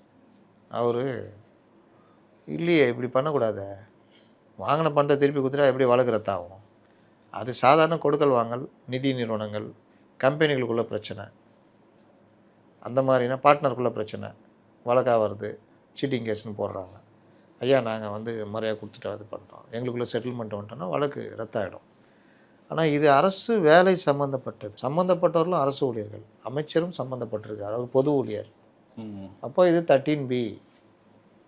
13Bனா இது ஊழல் தடுப்பு சட்டம், ப்ரிவென்ஷன் ஆஃப் கரப்ஷன் ஆக்ட். அப்போது அந்த இது கீழெல்லாம் வரும். எப்படி இதை காஷ் பண்ணாங்க? வழக்கை போடுப்பா, மிலா யார்பா பூதம், விளக்க தேய்ச்சிட்டாங்க, பூதம் வெளியே வரலாமா? ஏன்பா விளக்க தேய்ச்சா தான் நீங்கள் வெளியே வர்றான்னு தான் சட்டம் இல்லை, வாங்கப்பா. அவங்க சம்மன் கொடுக்குறாங்க. இவர் நான் யார் தெரியுமா, எங்கள் பாஸ் யார் தெரியுமா, எங்கள் டேடி யார் தெரியுமான்னாரு. அப்புறம் நடந்தெல்லாம் எல்லாருக்கும் தெரியும், ஜனங்களுக்கு கைது பண்ணாங்க, PML ஆக்டில் சிறையில் இருந்தார். அப்புறம் சார்ஜ் ஷீட் போட்டாங்க. இந்த சார்ஜ் ஷீட்டை போடக்கூடாது, அங்கே மூல வழக்கில் இன்னும் விசாரணை முடியல அப்படின்னாங்க. சரி அது விசாரணை முடிச்சுட்டு சார்ஜ் ஷீட் போடுங்கப்பான்னு கோர்ட்டு இது பண்ணிச்சு. அந்த வழக்கில் 2000 பேரை கொண்டு போய் சேர்த்தாங்க, குற்றவாளிகள் மாதிரி. இப்போ எவ்வளோ நாள் விசாரணைக்கு? 2000 பேரையும் முடிச்சு சார்ஜ் ஷீட் ஃபைல் பண்ணுறதுக்கு 200 வருஷம் ஆகிடும். கோர்ட்டு என்ன, கோர்ட்டுக்கு தெரியாதா இது, நீ என்ன நான் பண்ணுறேன் எனக்கு தெரியும், என்னங்க ஜோக் காட்டுறியா? அதான் அதே தான், என்னங்க ஜோக் காட்டுறியா அப்படின்ட்டு, நீ என்னென்ன வேலை பண்ணுற தெரியும், நீ சாட்சிய கலன்னு தெரியும், இப்போ நீ முடிவு பண்ணிக்கோ. இல்லை நான் வந்து அப்பராணி, நீ அப்பராணின்னு சொல்லி தான் நாங்கள் கொடுத்தோம் உனக்கு ஜாமீன், நாங்கள் ஒன்றும் உனக்கு மெரிட்டில் கொடுக்கல. ஒரு மனிதன் அரசியலமைப்பு சட்டம் 19/1 கீழே நீண்ட நாட்கள் அவரை ஒரு சிறையில் இந்த மாதிரிலாம் விசாரணை எதுவும் வைக்கக்கூடாது, சார்ஜ் ஷீட் போட்டாச்சு, அதுக்கப்புறம் அவரை விட வேண்டியது தானே அப்படின்னு தான் ஒன்று விட்டோம், உங்களை விட்டோம். ஆனால் நீங்கள் மறுநாளே, அதாவது அந்த ட்வீன் கண்டிஷன்ற மாதிரிலாம் சொல்லுவாங்க, ஒரு நீங்கள் கைதான போது அமைச்சர், இப்போ நான் எதுவுமே கிடையாது, வெறும் எம்எல்ஏ, எந்த அதிகாரமும் இல்லை, சாட்சிகளை கலைக்க மாட்டேன், எதுவும் பண்ண மாட்டேன், தயவுசெய்து என் நிலையை கருத்தில் கொண்டு கொடுங்கன்னாங்க. ஆனால் அந்த கண்டிஷனில் கூட ஒன்றும் விடல. ஒரு மனிதனை அழைச்சே கூடாதுன்னு விட்டோம். ஆனால் நீங்கள் மறுநாள் அமைச்சராக பதவி ஏற்றுக்கிட்டீங்க. அப்போ நீங்கள் பவர் ஆகிடுறீங்க. அப்போவும் வந்து நாங்கள் சொல்லியிருந்த கண்டிஷனில், இந்த ஜாமீன் கண்டிஷனை தான் மீறினார்னா நீங்கள் வாங்கலாம் வரலான்னு சொல்லியிருந்தேன் எதிர் தரப்புக்கு. இவர் சாட்சிகளையும் கலைக்க முயற்சி பண்ணீங்க. இப்போ சொல்கிறேன், உங்களுக்கு ஜாமீன் வேண்டுமா அமைச்சர் பதவி வேண்டுமா முடிவு பண்ணுங்கன்னொன்னே, ஐயா அமைச்சர் பதவி எப்போனா வாங்கிக்கலாம், ஜாமீன் தான் வேணும்ன்ட்டு உள்ளே போனாலும் போயிடும்ல அமைச்சர் பதவி. ஆமாம் ஆமாம், அதுக்கு ஜாமீன் வேணும் ஐயானோன்னா, சார் ரைட்டு அமைச்சர் பதவி ராஜினாமா பண்ணிட்டு ஜாமீன் வாங்கிட்டு இருக்கார். இப்போ ஜெயிச்சு இப்போ எம்எல்ஏவும் இப்போ 2வது எம்எல்ஏ இருக்கார். இதுதானே அவர் இதில் நடந்தது. இதில் சார்ஜ் ஷீட் ஃபைல் பண்ணிட்டாங்கல்ல, அதுக்கு ட்ரையல் நடத்தணும்ல, அதுக்கு பர்மிஷன் கொடுங்கன்னா போன கவர்மெண்ட்டு கொடுக்கவே இல்லை. சேம் இதே தான் அனிதா ராதாகிருஷ்ணன் சொத்து குவிப்பு வழக்கு 1 கோடியோ 1.5 கோடியோ, அதுவும் சார்ஜ் ஷீட்லாம் ஃபைல் பண்ணிட்டாங்க. இதே கவர்மெண்ட்டு பர்மிஷன் கொடுக்கல. இப்போ இவர்கள் 281 கீழே பர்மிஷன் கேட்குறாங்க, 2 பேருக்கும் கேட்குறாங்க. இதில் நியாயப்படி நான்ப்பா லீகல் ஒப்பீனியன் கேளு கொடுத்துடலாங்க, அது நம்மளுக்கு என்ன இருக்குது, ஈடியாச்சு அவங்களாச்சு, சார்ஜ் ஷீட் ஃபைல் பண்ணிக்கிறாங்க, விசாரிக்க கேட்குறாங்க. இப்படி போனால் ஒன்றும் பிரச்சனை இல்லை. இல்லை கரெக்டாக 3 மாதம் பொறுத்து, 4 மாதம் பொறுத்து 120 நாள் பொறுத்து பர்மிஷன் கொடுத்ததா அர்த்தம். இப்போ புதுசாக இந்த சட்டத்தில் பிஎன்எஸ் 281 அந்த பிரகாரம் நாங்கள் வந்து இறங்கிடுவோம் அப்படின்னு சொல்கிறாங்க. அது முன்னாடியே இவர்கள் கொடுத்தாங்கன்னா கரெக்டாக இருக்கும். இவர்களுக்கு ஒரு பயம் வரும். அனிதா ராதாகிருஷ்ணன் பேச்சு பேசினார். ஆமாம், சட்ட கிழிஞ்சிருன்னாரு அமைச்சர். தூத்துக்குடி வந்தால் சட்ட கிழிஞ்சு ரிசைன் பண்ணிவிட்டு தூத்துக்குடியில் நின்று சட்ட கிளி அளவுக்கு ஆகி விடுவார் அப்படின்னாரு. அதனால் உங்கள் வேலையை நீங்கள் நீங்கள் ஒன்றும் பழி வாங்கலை, தடைகள்லாம் இருக்காது, நம்ம சொல்கிறது அதுதான். நீங்கள் பழி வாங்காது, பழி வாங்கலை அவர். அப்படி வாங்கியிருந்தால் அந்நிய அரசு அமைச்சராக இருக்க முடியாது. அந்த வன்மத்தை அவர் காட்டல. வன்னி அரசுலாம் தர முடியாதுங்க, அந்த அவர் இளைய பெருமாள் அவங்க பையன் அவர் கொடுங்க, இல்லை நீங்கள் நின்று வா அப்படின்னு கூட சொல்லலை. ஒரு ஆள் சொல்லுங்கன்னாங்க, வன்னி அரசுன்னாங்க, கொடுத்துட்டாங்க. எப்படி நின்னார் பார்த்தீங்களா வன்னி அரசு நேற்று? இந்த குழந்தைய கூட்டு போய் உட்கார வச்சாரு. இப்படியே இருக்கிறாரு சமைச்ச பொண்ணு மாதிரி. உட்கார மாட்டேங்கிறார் சார், உட்கார மாட்டல. ஆதவஜனை கை கொடுக்குறாரு. அவர் கையை 2 தட்டு முதுல தட்டி ஜாலி. ஆதவஜனா தான் இதில் ரொம்ப சந்தோஷம். அவருக்கு அந்த ஒரு பாசம் இருக்குது விடுதலை சிறுத்தைகள் மேலே. அதனால் அது கூட சந்தோஷம் இல்லை. அப்படி இப்படின்னு ஒரு இந்த கூனி குறுக்கி நிற்கிற மாதிரி நிற்கிறாரு. அதுக்கப்புறம் உட்கார வச்சா உட்காரல, அப்படி அமுக்கி உட்காருப்பா சும்மா ரொம்ப இந்த மாதிரிலாம் நடிக்கூடாது, அப்பட்டமாக வெளியே தடுத்துப்பார். சும்மா உட்கார் தெரியும், ஏய் இந்த இடத்துல சொல்லுவாப்புல ஒரு படத்தில் அந்த மாதிரி உட்காண்டாப்புல. இனி ஒரு வன்னி அரசு இது வரைக்கும் நாம் ஒரு மேடையில் பேச்சுலையும் ஒரு டிபேட்டுகள்லையும் பார்த்துருக்கோம்.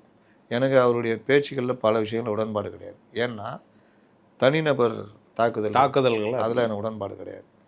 ஆனால் ஒரு அமைச்சராக அவர் சிறப்பாக செயல்பட்டு பண்ணார்னா உண்மையிலேயே வரவேற்போம். விடுதலை சிறுத்தைகள் போன்ற கட்சிகள், இடதுசாரி கட்சிகள் கூட ஒரு அரசியல் அங்கம் வைக்கிறதுன்றது ஒரு ஜனநாயகம், பலரும் கேட்குறது. அதனால் இந்த மாதிரி விஷயங்கள்லாம் நம்ம வரவேற்போம். இன்னொருத்தர் பதவி வைத்தார், என்ன பண்ணாங்க, ஓதுனாங்க அல் ஃபாத்திஹா அல்ஹம்துலில்லாஹி ரப்பில் ஆலமீன். சட்டசபையில் ஒரு பதவி ஏற்கிறதுக்கு இந்த மாதிரி ஓதி உட்கார வைக்கிறது எந்த வகையில் நியாயம்? மதசார்பற்ற அரசுன்னு தன்னை தெரிவிச்சுக்கிட்டாலுமே இப்படிப்பட்ட நிகழ்வுகள் நடக்கிறது இல்லை. இப்படி வந்துடுவோம், நீங்கள் ஓதிங்க, அவங்க ஒரு புரோகிதரை கூட்டு வந்து அவர்கள் மந்திரம் சொல்லி இது பண்ணிட்டோம், இவர் ஒரு பாதிரியாரை கூட்டு வந்து இவர் சொல்லிட்டோம், ஒரு புத்த துறவி புத்த மதத்தை சேர்ந்தால் அவர் சொல்லிட்டோம், ஓகே அப்படி பண்ணால் தாராளமாக பண்ணி எம்மதமும் சம்மதன்ற மாதிரி பண்ணிங்க, அவ்வளோதான். ஆமாம். ஆனால் நீங்கள் யோசிச்சு பாருங்கள், வெங்கட்ராமனோ அந்த ரமேஷ் தம்பியோ 2 புரோகிதர் இல்லை யார் வேணாலும், ஏன்னா இன்றைக்கி வீடு கட்டுறாங்க, இந்துக்களாக இருக்கிறவங்க வீடு கட்டுறாங்கன்னா புரோகிதரை கூட்டு வந்து வீட்டில் பூஜை பண்ணி பசுமாட்டை உள்ளே கூட்டு வந்து இந்த இதெல்லாம் நம்ம கண்ணுக்குட்டியை கூட்டு கிரகப்பிரவேசம் இதெல்லாம் பூமி பூஜை பண்ணுறதுக்கு, வீடு கட்டுறதுக்கு முன்னாடி கடகால் போடுறதுக்கு முன்னாடி பூமி பூஜை அரசு விழாக்களே பண்ணுறாங்க, புரோகிதரில் வச்சுலாம். அப்போ தான் பார்க்கணும் அந்த திராவிட குழந்தைகளை, இப்படி நில்லுங்கோ, கை நீட்டுங்கோ, வாங்கிங்கோ, என்னப்பா பெரியார், இது அரசு பூமி பூஜை நடந்துச்சா இல்லையா? இதில் நேருலாம் வெளிப்படையாக அடப்போ உங்கள் இதெல்லாம் நீங்கள் வச்சிங்க உங்கள் பெரியார் கிரியாரெலாம் 44 லட்ச ரூபா கொண்டு போய் கொடுத்தாருல, கப்பம் கட்டினார.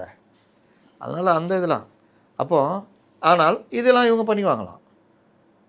வெங்கட்ராமனும் அந்த ரமேஷும் பதவி ஏற்கும் பொழுது புரோகிதரில் கூப்பிட்டு வந்து அந்த சமஸ்கிருதத்தில் இல்லை தமிழ்லையே மந்திரம் சொல்லி உட்கார வச்சா என்ன குதி குதிச்சிருப்பாங்க. ஆமாம், வீரமணி குதிச்சிருப்பார், உதயநிதி குதிச்சிருப்பார், ஸ்டாலின் குதிச்சிருப்பார், ஜவஹர்லால் குதிச்சிருப்பார். ஆனால் இது நடக்கும்போது வாய் திறக்கலை. அதே மாதிரி சட்டசபையில் பைபிள் வாசகங்கள் சொல்லும் போதும் வாய் திறக்கலை. சரி, அது கூட நம்ம அனுமதிக்கலாம். சபாநாயகர் அவர் தான் முடிவெடுக்கணும் அங்கே என்னதுன்றது.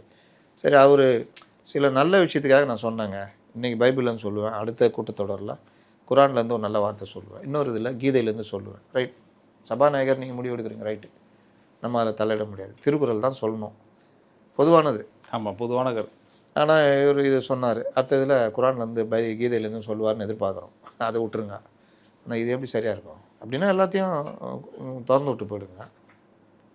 மதசார்பற்ற அரசு இதில் வந்து கரெக்டாக இருந்துட்டு போயிடுங்க. இன்னும் சில இதில் பார்க்கலாம், அரசு அலுவலர்கள் அவர்கள் இது பண்ணிட்டு போகிறது. ஆயுத பூஜை கூட அதுதான், சட்டம் கிடையாதுங்க ஆயுத பூஜைலாம் கொண்டாடுறதுக்கு. ஆனால் இவர்கள் இல்லாத கதைலாம் பேசுவாங்க. இதெல்லாம் நீங்கள் தவிர்க்க முடியாது, இதெல்லாம் நடைமுறையில் அப்படியே வந்தது. ஆயுத பூஜை அன்றைக்கி போயிட்டு நீ ஆயுத பூஜை அரசு அலுவலகத்தில் கொண்டாடக்கூடாதுன்னா தலைவரை கொஞ்சம் தள்ளி நில்லு, ஓரம்போ அப்படி காரணம். அதனால் சில விஷயங்கள் ஓகே, ஆனால் இதெல்லாம் ரொம்ப இது இல்லை, ஓவர் இல்லை. நாளைக்கு இதே எல்லாருமே எடுத்துக்கிட்டாங்கன்னா ஃபாலோ பண்ண ஆரம்பிச்சிட்டாங்க. இல்லை அனுமதி கொடுத்துருங்க எல்லாருக்கும் பண்ணிக்கோங்க அப்படின்ட்டு ஒரே இதுவாக தான் இருக்கும். அந்த பதவியேற்பில் நடக்கும் புதிய தொடக்கம். ஆமாம், கட் பண்ணிக்கோங்க அப்படின்னு சொன்னால். அதனால் அவர் இஸ்லாமிய சகோதரர் இஸ்மாயில் பாபநாசம் எம்எல்ஏ இஸ்மாயில் தானே அவர் பேர்? ஷாஜகான் இனிமேல் ஆபத்தில் வச்சுக்குவேன். தாஜ்மஹால் கனெக்ட் பண்ணிட்டேன். அப்போ ஷாஜகான் பொறுப்பேற்று இருக்கிறார், அவருக்கும் வாழ்த்துக்கள். நல்லா பண்ணட்டும் சிறுபான்மை நலத்துறை. சரி, தாவேகா பெண்களை வந்து விமர்சித்ததுக்காக பொன்ராஜ் அவர்கள் மீது வழக்கு தொடர்ந்தாங்க. அதுலேருந்து நிபந்தனை ஜாமீன் வந்து அவருக்கு கொடுத்துருக்காங்க. உமன் ஹராஸ்மெண்ட் ஆக்ட்டு 67 ஆக்ட்டு ரெண்டுமே நான் பெயிலபிள். ஐடி ஆக்ட் 67 அவர் அங்கேயும் போயிட்டு தான் சொன்னார், நான் தெரிஞ்சு தான் சொன்னேன்ட்டு. அப்படி சொல்லியிருந்தால் நான் சந்தோஷப்பட்டிருப்பேன். நான் அஃபிடவிட்டு தாக்கல் பண்ணியிருக்கணும். மிலாட், எனக்கு உண்மையிலே ஆத்திரம் மிலாட். இப்படி பேசுகிறாங்கன்னா இவர்கள் நல்ல குடும்பத்தை சேர்ந்தவராக இருக்க மாட்டாங்க. அதனால் என் வார்த்தையில் நான் சொன்ன அந்த வார்த்தையிலிருந்து நான் பின்வாங்க போவதில்லை. தாவேகால இருக்கிற அனைத்து பெண்களும் இப்படிப்பட்டவர்கள் தான். அதனால் நான் தண்டனை எதிர்கொள்ள தயாராக இருக்கிறேன். அப்படின்னா நீ எதுக்கு வந்தீங்க கோர்ட்டில் அப்லோட் போடுற, நீ வாட்டில் கம்மி இருந்தால் போலீஸே ஒன்று அரெஸ்ட் பண்ணி உள்ளே உட்காரிக்க போகுது, ஏன் டேம்பா வந்த அப்படின்னு. இல்லை மிலான் முன்ஜாமீன் அது வந்து அவர் கேட்டிருக்கார் முன்ஜாமீன். என்ஆர் இளங்கோ அவர் சைடு தெரியுதா, எங்கள் லிங்க் ஆகுது பாருங்கள். அதனால் வந்து அந்த வழக்கில் நீதிமன்றம் இது தவறான வாதம் இந்த மாதிரி பேசுறது. அதே நேரம் அவர் வந்து சமூகத்தில் ஒரு அந்தஸ்துள்ள மனிதர். எது அவர் யூஸ் ஆகுது பாருங்கள், அப்துல் கலாம் தான் யூஸ் ஆகுறாரு. அந்தஸ்துள்ள மனிதர். இவர் வந்து எங்கேயும் ஓடிவிட மாட்டார், விசாரணைக்கு ஒத்துழைப்பார் என்ற நம்பிக்கையின் அடிப்படையில் இவருக்கு நிபந்தனை ஜாமீன். அதான் கொடுமை. Sunday Cuddalore, every Sunday, every Tuesday and Friday Chennai commission office. வரப்போ போகிறப்பெல்லாம் மைக்கு நீட்டுவான். இப்போவும் உங்களுடைய கொள்கையில் உறுதியாக இருக்கிறீர்களா, அந்த ரிப்போர்ட்டருக்கு சொல்லணும். வர்றப்பெல்லாம் பிடிச்சி கேளுங்கப்பா. இப்போவும் நீங்கள் உங்கள் இதில் அதான் சொன்னார்ல ஏபிபி நாளில், நான் இப்போவும் உறுதியாக இருக்கேன். நான் என்ன அப்புறம் நியூஸ் தமிழ்லேயும் அதே பேச்சு பேசினார் போய். நான் என்ன சொல்கிறேன்னா அது அப்போ லைட்டாக சுதி இறங்குச்சு, சீரியஸ்னஸ் புரிஞ்சுது. இந்த யூடியூப் சேனலில் பேஜ் வியூக்காக ஏதையாவது கேட்பாங்க. அதுவும் சில யூடியூப் சேனல் கேட்கணுன்ற கேள்வி அதுக்குன்னே இருக்கிறாங்க. இப்போ என்கிட்ட வந்து ஒருத்தவங்க விஜய் பிரதமர் ஆவாரான்னாங்க. வம்பு இருக்கிற கேள்வி தானே இது. ஆமாம், நான் சொன்னேன், இங்கே பாருங்கள், கல்யாணத்துக்கு போனவன் மாப்பிள்ளையான கதைலாம் நடந்துருக்குது. பிரதமர் இது இல்லையே, நீங்கள் தேவகவுடா யார் பிரதமர்னு பெரிய பிரச்சனை வருது. நீ வந்தால் நான் ஏற்றுக்க மாட்டேன், நீ ஏற்றுக்க மாட்டேன், நான் ஒன்றை நான் ஏற்றுக்க மாட்டேன். இப்படியே சண்டை நடக்குது. ஏப்பா விடுங்கப்பா, பேச்சு விடுங்கப்பா. தகுறார் பார் யார் கல்யாணத்துக்கு வந்தவர். ஆமாம், கூப்பிட்டு மனையில் உட்கார வை, மாப்பிள்ளையாக்கி விட்டாங்க. தேவகவுடா அப்படி தான் ஆனார். பல தலைகள் நீ வேணாம் நீ வேணாம், சரி யாரும் வேணாம் போ, அவரை கொண்டு வந்து உட்கார வச்சாங்க. அதனால் அந்த மாதிரி அதிசயங்கள் நடந்திருக்குது. அதே நேரம் இந்தியா கூட்டணியே நாளைக்கு ஸ்ட்ராங் ஆகுது. இங்கேருந்து ஒரு 30 எம்பி தாவேக்காக இருக்குது. இந்தியா கூட்டணி மெஜாரிட்டி வருது. எல்லாரும் சேர்ந்து மெஜாரிட்டி 273 வந்துடுறாங்க. ஆனால் நீ வேணான்றாங்க. சரி, ஒரு இளம் பிரதமர் தமிழ்நாட்டில் இருந்து பிரபலமாக இருப்பவர், ஏன் இவர் ஆகக்கூடாது? உனக்கு என்னப்பா சொல்கிற? நீ வரக்கூடாது, யார் வந்தாலும் எனக்கு பிரச்சனை இல்லை. நீ வரக்கூடாது, யார் வந்தாலும் பிரச்சனை இல்லை. நீ என்ன சொல்கிற? நீ வரக்கூடாது, யார் வந்தாலும் பரவாயில்ல.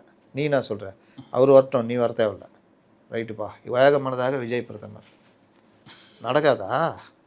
நடக்கலாம்ல, எது வேணாலும் நடக்கலாம் சார். அந்த அவங்கெல்லாம் என்ன எதிர்பார்க்குறாங்க? அவர்லாம் ஒரு ஆளாங்க விஜய், இவர் தகுதிக்கெல்லாம் வந்து பிரதமரா? அப்படி தான் சார் தேர்தல் இல்லை ரிசல்ட்டுக்கு முன்னாடி சொன்னாங்க. இப்படி வந்து வருன்ற மாதிரி. இந்த மாதிரி விஷயங்களில் கான்ட்ரவர்சின்றது, நீங்கள் யதார்த்தத்தை பேசினாலே கான்ட்ரவர்சியே இருக்காது. இப்போ நான் பேசுன யதார்த்தம் தானே? ஆமாம். இங்கே எங்கேயாவது கான்ட்ரவர்சி இருக்கா? இல்லை.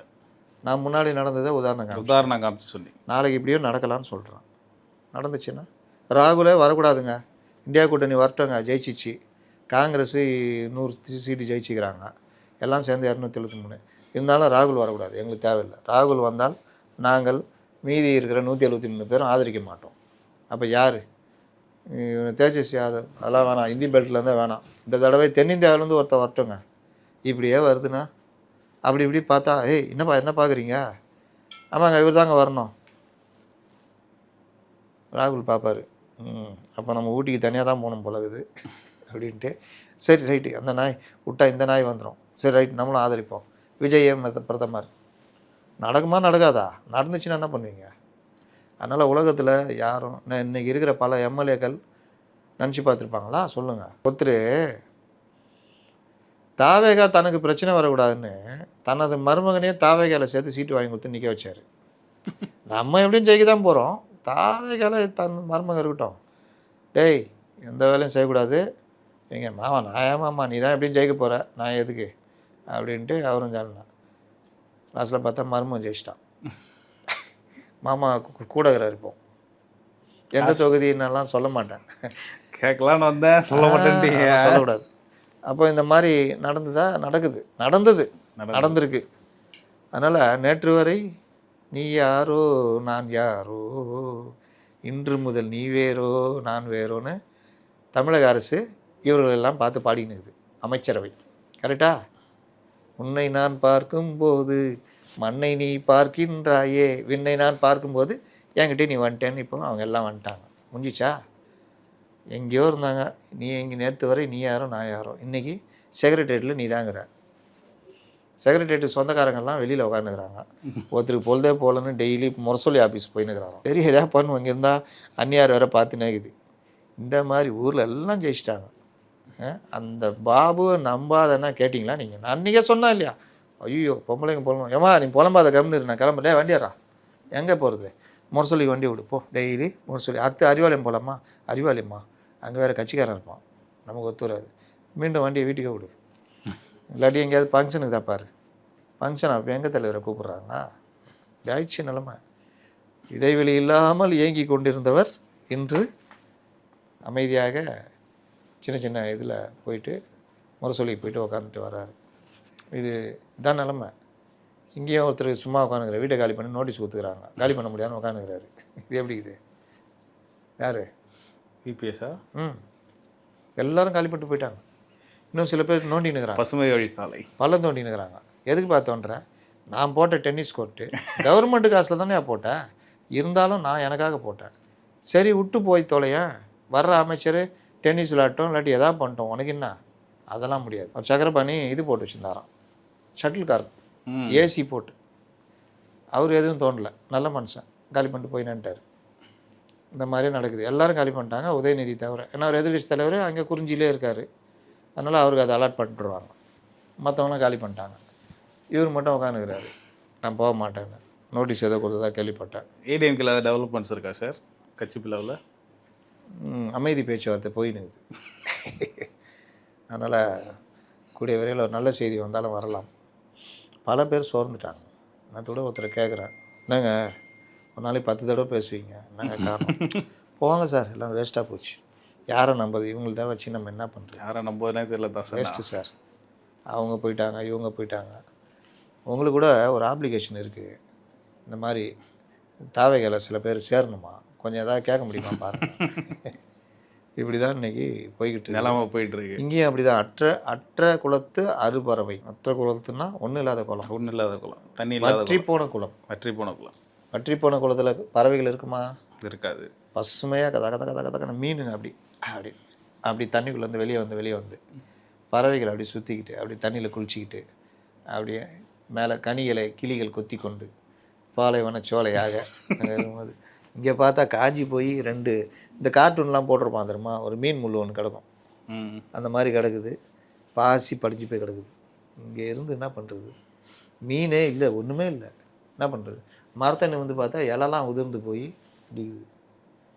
என்னடா கிளம்பு, நான் வருகிறேன். இன்னைக்கு கூட ஒரு அம்மா வெளியே போயிட்டாங்க, ஏதோ மீனாவா அந்த இதுக்கு நான் கூட போட்டு விட்டேன், அந்த அற்ற குளத்து அறுபறவைன்னு தான் போட்டு விட்டேன்.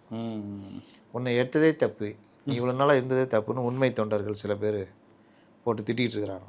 மீனா ஜெயக்குமார் கழகத் தலைவர் மாண்புமிகு தமிழ்நாடு முன்னாள் முதலமைச்சர் மு.க. ஸ்டாலின் அவர்களுக்கு குடும்பத்தினருக்கும் அப்படி இப்படின்னு சொல்லிட்டு நான் கிளம்புகிறேன் அப்படின்னு வேற எங்கேயாவது துட்டு போட்டு வச்சுருப்பாங்க. இதுதான் திமுக. இதெல்லாம் மீறி தான் திமுக இருந்தது. உண்மையான தொண்டர்கள் விசுவாசிகள் இருப்பாங்க. இந்த மாதிரி நடுவில் கூப்பிட்டு பதவி கொடுத்து புக்கு கொடுப்பாங்க, கூட நிற்பாங்க, அது பண்ணுவாங்க. இது எல்லாமே இதுதான். முடிஞ்சவொன்னே அட்டா அப்படின்னு போயிடுவாங்க. இது எல்லா கட்சிக்கும் நடக்கும் தோக்கும் போது. இங்கே நடக்குது. நேற்று தானே சொல்லியிருந்தோம், கலைஞரை பார்த்து கற்றுக்கொள்ளுங்கள். அந்த ஃபோட்டோவை வச்சு டெய்லி பாருங்கள், கொஞ்சம் எப்படி கட்சியை நடத்தணும்னு தெரியும். அதுக்கப்புறம் பண்ணுங்கள் ஜோடா யாத்திரை, அந்த யாத்திரைலாம். அதனால் இதுதான் நிலமை, திமுக அதிமுக நிலமை. நேற்று கூட ஐஏஎஸ் ட்ரான்ஸ்ஃபர் அதில் சில அதிகாரிகள் அவர்கள் மேல் கடுமையான குற்றச்சாட்டு இருக்குது. சமீபத்தில் டெண்டர் விவகாரத்தில் டெண்டர் கேன்சல் பண்ணதில் சம்மந்தப்பட்ட அதிகாரிகள். இப்போ அவங்கள என்ன பண்ணணும்? ஒரு வலுவில்லாத பேப்பர் மில்ஸு இந்த மாதிரி அந்த மாதிரி போடணும், சுகர் கேன் அந்த மாதிரி போடுவாங்க, உண்மை. ஆனால் வலுவான துறையில் மறுபடியும் போடுறாங்க. இதே மாதிரி தான் அதிமுக கவர்மெண்ட்டில் கெட்ட பேர் சம்பாரித்து கொடுத்த, கெட்ட பேர் வாங்கின உயர்ந்த அதிகாரி ஒருத்தர் இந்த கவர்மெண்ட் டிஎம் கவர்மெண்ட்டில் வலுவாக, ஐயா மோசமானவர், ஐயா ஒரு அப்படியா மோசமானவரா, நான் பார்த்துக்கிறேன், நீங்கள் போங்க, வலுவாக பார்த்துக்கினாங்க. வலுவாக இருந்தார். இப்போ மறுபடியும் அவரும் வலுவாக இருக்கார். அதே மாதிரி நான் சொன்ன இந்த டெண்டர் கேன்சல் பண்ண இந்த அதிகாரி. அப்போது என்ன பண்ணுறீங்க? எங்கே லாபி நடக்குது?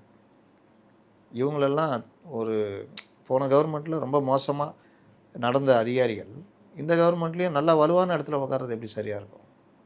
முதல்வர் இதை கவனிக்கணும். காவல்துறையில் சில மாற்றங்கள்லாம் கொண்டு வந்தீங்க, இதுலேயும் மாற்றங்கள் கொண்டு வரணும்ல. இப்போ தலைமை செயலர் அவரே தொடர்றாரு, நல்ல விஷயம். ஏன்னா ஆகஸ்ட்டில் ரிட்டையர் ஆக போகிறாரு, அது வரைக்கும் அவர் தொடர்றாரு. அவர் ஒரு ஆப்டான மனுஷன். அந்த மாதிரி சில பேர் சில அதிகாரிகள் கொண்டு வர்றது. இப்போ ககன்தீப் சிங் பேடி அவர்களை அந்த செங்கோட்டையன் கேட்டு வாங்கிட்டார். ஏன்னா பேரிடர் மேலாண்மைனா எனக்கு ஒன்றும் தெரியாது ராசா, பேரிடர் மேலாண்மைக்கே பிறந்தவர் இவர், கையாள்வதில் சிறந்தவர். ஆமாம், சுனாமிலேருந்து பல புயல்கள்லேருந்து எல்லாத்துலேயும் எல்லா கவர்மெண்ட்டுக்குமே இவர் வந்து நின்னார்னா அது அந்த மாதிரி. இது கார்ப்பரேஷன் கமிஷனராக இருந்தார், அவரை அமைச்சிட்டு தான் சிறப்பு அதிகாரி கொண்டு வந்தாங்க. இது அவரை வந்து இப்போ மறுபடியும் மோஸ்ட் சீனியர். இந்த மாதிரி சில இடத்துல நியமனங்கள் நல்லா இருக்குது. ஆனால் இந்த மாதிரி நியமனங்கள் எப்படி சரியாக இருக்கும்? முதல்வர் அவர்கள் இதை கவனிக்கணும்னு கேட்டுக்கிறேன். அந்த மாதிரி போன கவர்மெண்ட்டில் கெட்ட பேர் வாங்கி அந்த அளவுக்கு இருந்த அதிகாரிகளுக்கு இந்த கவர்மெண்ட்லேயும் நல்ல பதவி கிடைக்குது, வருமானம் உள்ள பதவி கிடைக்குதுன்னா எங்கேயோ தப்பு நடக்குது.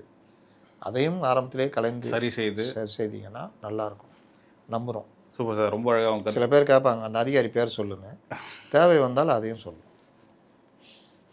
சூப்பர் சார், ரொம்ப அழகாக உங்கள் கருத்துக்களை பதிவு பண்ணிங்க. மீண்டும் ஒரு நேர்காணல் சந்திப்போம். நன்றி சார். இந்த வீடியோ உங்களுக்கு பிடிச்சிருக்குன்னு நம்புகிறோம். மேலும் இந்த மாதிரி பல விஷயங்கள் தெரிஞ்சுக்க மைக்கேம் சேனலை சப்ஸ்கிரைப் பண்ணுங்கள், ஹை பட்டனை கிளிக் பண்ணி எங்களுக்கு சப்போர்ட் பண்ணுங்கள். புதுசாக தொடங்கி இருக்க மைக்கேம் என்டர்டைன்மெண்ட் சேனலுக்கும் உங்கள் ஆதரவு கொடுங்க. பல வீடியோக்கள் அதில் வர இருக்குது அடுத்தடுத்து.